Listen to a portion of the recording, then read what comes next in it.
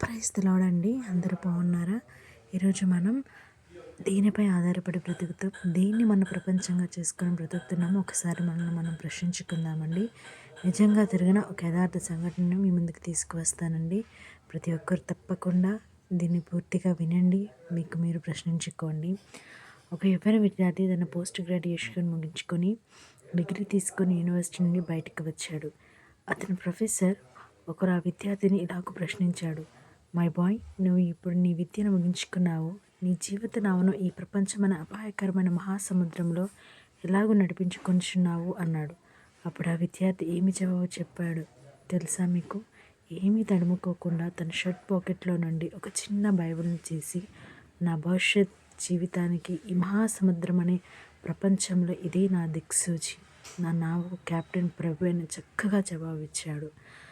మరి మనం నలుగురిలోకి వెళ్తే బైబిల్ తీయడానికి సిగ్గుపడుతున్నాం కదండి.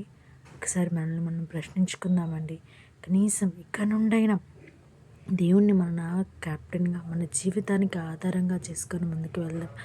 జీవితంలో అనేకమైన అద్భుతమైన ఆశ్చర్య కార్యాలను దేవుని ద్వారా మనం పొందుకొని దేవునికి మహిమకరంగా లోకంలో ఒక గొప్ప శక్తిగా ప్రతి ఒక్కరికి కనిపించేలాగున దేవుణ్ణి ఆధారంగా చేసుకొని బ్రతుకుదామండి.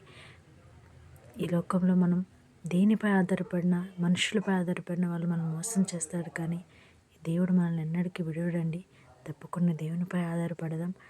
బైబిల్ని పట్టుకొని వెళ్ళేందుకు ఎక్కడ సిగ్గుపడక దేవుని వైపు చూస్తూ ముందుకు సాగిపోదామండి. ఇంకేమైనా ఇంకా కావాల్సి ఉంటే దయచేసి కామెంట్స్ రూపంలో చెప్పండి. ఏదైనా వాయిస్ గురించి కానీ, లేదంటే ఇంకా ఎడిటింగ్ గురించి కానీ ఏమైనా ఉంటే దయచేసి తెలియచేయండి అండి. తప్పకుండా thank you. Praise the Lord అండి అందరికీ.